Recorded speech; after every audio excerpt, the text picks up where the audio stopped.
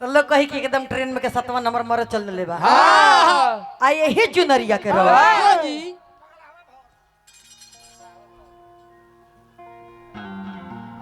जिया हो निर्मला काका जिया बाहर बुलडोजर बाबा अगर यह चुनरी रो सर पे बाह लेता नी हाँ तो कही कि देख माई के सनकहवा भक्त चल देले बड़ी। हाँ डियर में से पड़ा है के निकलल बा कैसे कहे के बा कैसे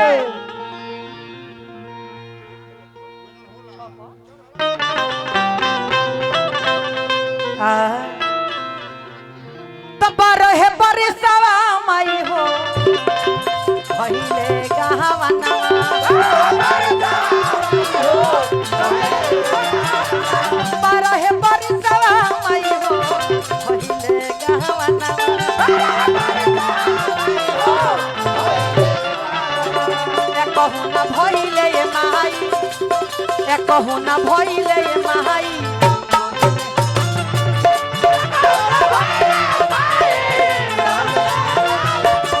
कहू ना भइले माई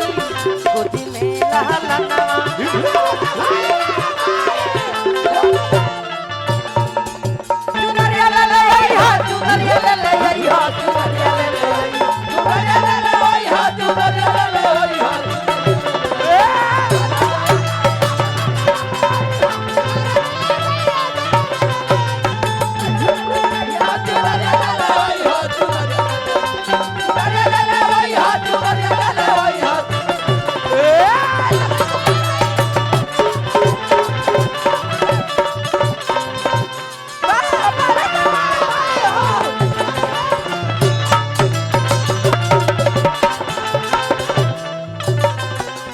हा भक्त जाके माई के दरबार में हाँ आ कह तरी की ये माई ए हमरा एको बाल बच्चा नहीं खे नहीं खे आशीर्वाद हमरा के दी। हाँ एगो और सच्चाई बात हम बतावे जा रहे हैं। बताई बता दे 70 साल के उम्र हो गल बने वहाँ इस 70 साल के उम्र में एगो कन्या से बियाह कोई नहीं है। 70 साल का उम्र 68 साल होता है बियाह कोई नहीं है यहाँ के। हाँ अब बताइए 70 साल में लड़का थोड़े हुई होगा लेकिन ये हमरा से कहने की निर्मला यादव ओए कोनो डॉक्टर होके या कोनो वैद्य होके या कोनो झाड़ फूक वाला होके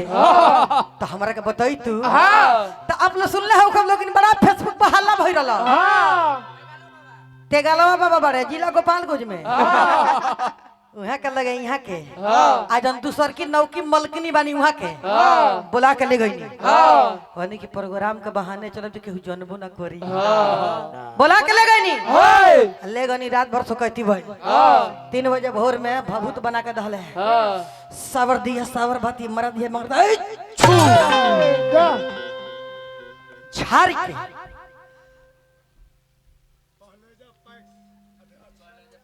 पहलेजा पे एक्स अध्यक्ष पीपी शर्मा जी 250 रुपया का आशीर्वाद दिल भगवान से शुभकामना आशीर्वाद रही आशीर्वाद दीजिए बाल बच्चा हो जाओ दूसर की मौगी से यहाँ के झरवा दहनी फुकवा दहनी भभूत बनवा कहनी कि ली एकदम ओरिजिनल बाबा के बनावल है यहाँ के लाके भभूतवा चले लगा जब दूध डेग आगे बढ़नी कहले तेगलवा क्या सुदर्शन यादव जी सुदर्शन अरे हम तो भभूत बना देले बनी भभूत पर भरोसा मत करी तनी कुछ तिरकट ताई तनी तनी हाथों गोड़ चलाई है अरे दवाई भी रोक रही है दवाई भी रोक रही है कैसे कहे के बा सुनिले की माई राम महिमा महान हो दिन दुखियन पमैया रखिले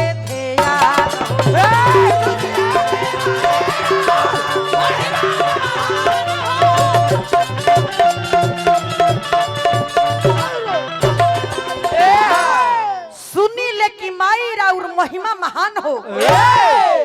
दिन दुखियन पर माई रखी ले ध्यान हो जाके दरबार में सिर निभा के कैसे कहो तारी सुन ले की माई राम महिमा महान हो दिन दुखियन पर रखी ले ध्यान हो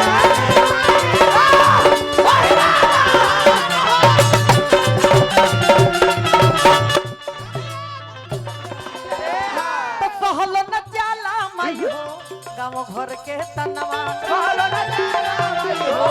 गाँव घर के तनवा सहलो न जाला माई हो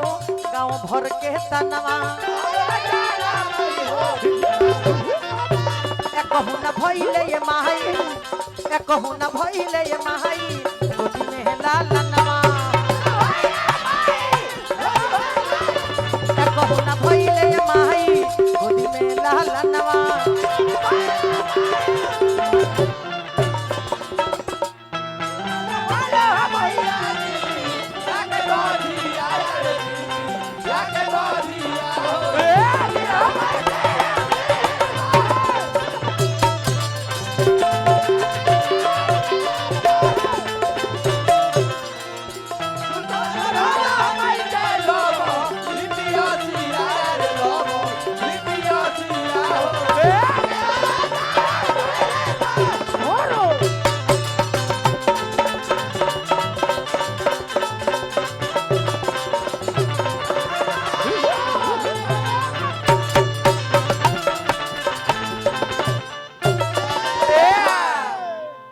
खिस्सा सुन ले हो खूब लोगिन बाझ का जाने परसौती के पीरा जकरा औलाद ना होला उहे औलाद के दर्द बुझेला जकरा मेहरारू होई उहे मेहरारू के दर्द बुझी जकरा मर्द होई उहे मर्द के दर्द बुझी अब जकर बियाह है ना भई लोग है जकरा नाने बारना का का दूसरा का हाल बुझी बुझी जैसन कोहरा छानी पोइसन कोहरा भई मेहरारू कहतिया बाई से जाके हमरो के माई तू माई बनाई दो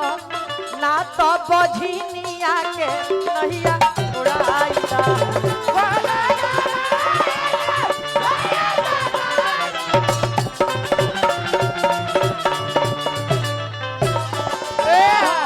कहतिया जिदिया के औरत की माई तू की तो हमके माई बना दो ना तो बाझिन के नाव छोड़ा दो तो माई हमके स्वर्गलोक पहुंचा दो ऐसा कि अब हमके रोहन लिखे जा हमरो के माई तू माई बनाई दो ना तो बझिनिया के नहिया उड़ाई दो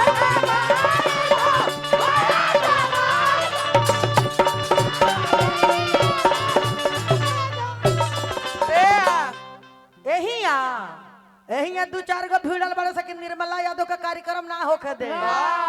अरे तोरा बहनी के तेरा ही मारू निर्मला यादव के भार के रोके वाला बा अरवल में सुदर्शन यादव आओ न करे प्रभुनाथ तिवारी अरुण अलबेला